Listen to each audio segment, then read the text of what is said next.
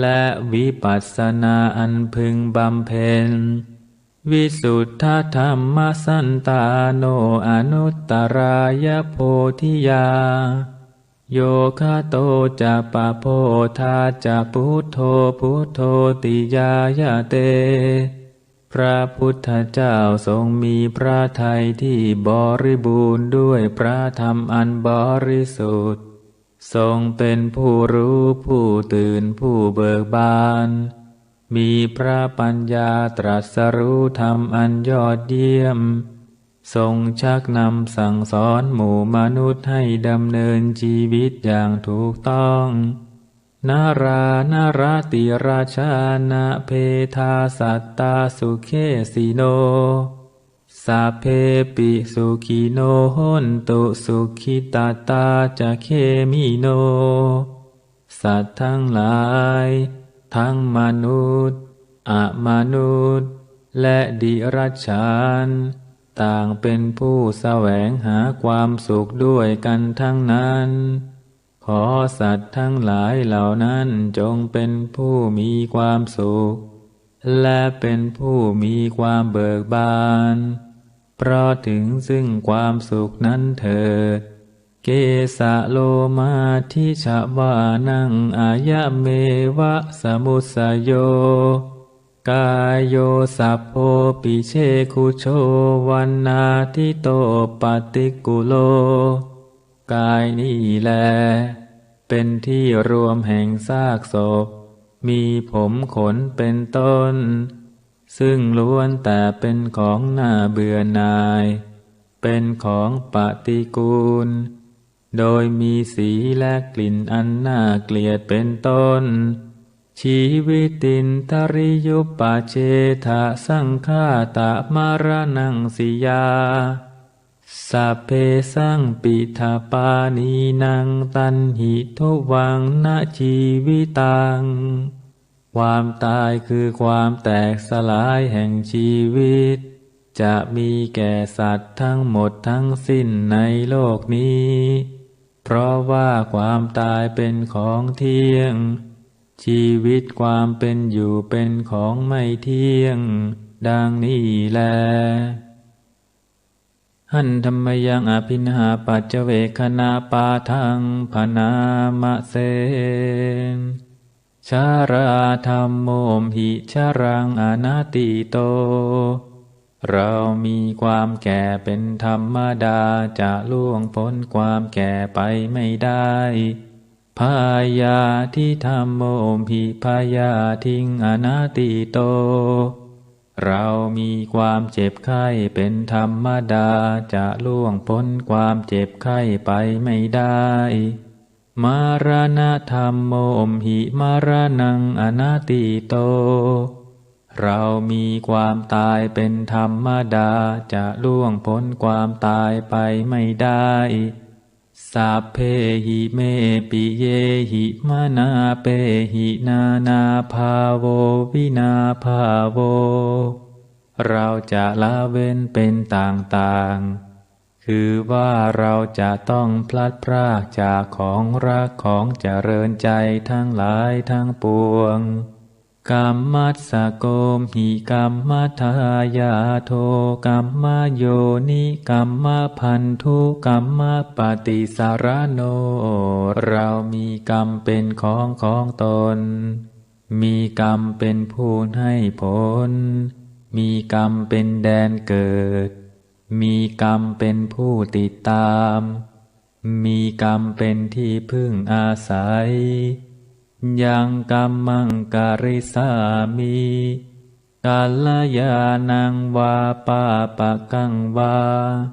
ตัสสะทายาโทภาวิสามิเราทำกรรมอันใดไว้เป็นบุญหรือเป็นบาปเราจะเป็นทายาทคือว่าเราจะต้องได้รับผลของกรรมนั้นสืบไปเอวังอัมเหหิอภินหังปัจเจเวคิตาพังเราทั้งหลายควรพิจารณาอย่างนี้ทุกวันเถิด หันธรรมยังสัพพปฏิทานาคาทายโย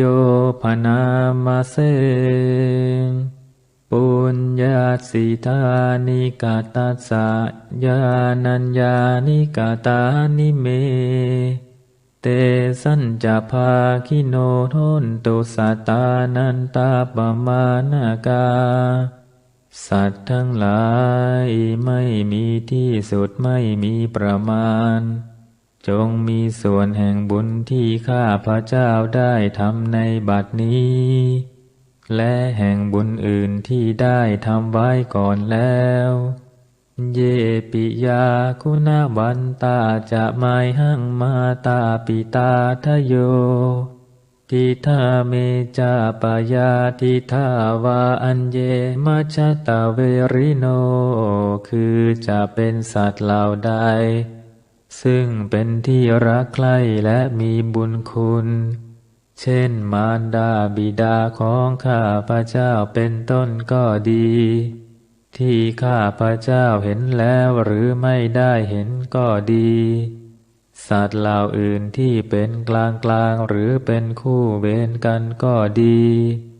สัตตาติทันติโลกัสสมิงเตภุมาจตุโยนิกาปัญเจกจตุโวการาสังสารันตาภวาภเวสัตว์ทั้งหลายตั้งอยู่ในโลกอยู่ในภูมิทั้งสามอยู่ในกำเนิดทั้งสี่มีขันธ์ห้าขันธ์มีขันธ์เดียวมีขันธ์สี่ขันธ์กำลังท่องเที่ยวอยู่ในภพน้อยภพใหญ่ก็ดียาตังเยปฏิทานาเมอนุโมทันตุเตสยังเยจิมังนัปปะจานันติเทวาเตสังนิเวทยุงสัตว์เหล่าใดรู้ส่วนบุญที่ข้าพระเจ้าแผ่ให้แล้วสัตว์เหล่านั้นจงอนุโมทนาเองเถิดส่วนสัตว์เหล่าใดยังไม่รู้ส่วนบุญนี้ขอเทวดาทั้งหลายจงบอกสัตว์เหล่านั้นให้รู้มายาทินนานะปุญญานังอนุโมทนาเทตุนาสัพเพสัตตาสัทธาโหนตุอเวราสุขาชีวิโนเคมปะทันจะปะปนตุเตสาสาสิชะตังสุภาเพราะเหตุที่ได้อนุโมทนาส่วนบุญที่ข้าพระเจ้าแผ่ให้แล้วสัตว์ทั้งหลายทั้งปวงจงเป็นผู้ไม่มีเวรอยู่เป็นสุขทุกเมื่อจนถึงบทอันกระเสมกล่าวคือพระนิพพานความปรารถนาที่ดีงามของสัตว์เหล่านั้นจงสำเร็จเถิด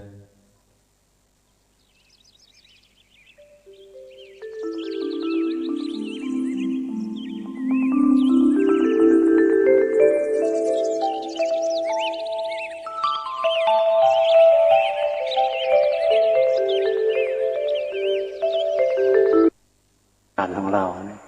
เรียกอนุสัยตรงที่มันมาย้อมใจเราได้เนี่ยเรียกว่าอาสวะคือตรงที่มันบงการพฤติกรรมทางกายทางวาจาเราเนี่ยก็เป็นโลภโกรธหลงหยาบเพราะฉะนั้นตัวที่มาสร้างความวุ่นวายให้กายให้จิตนะ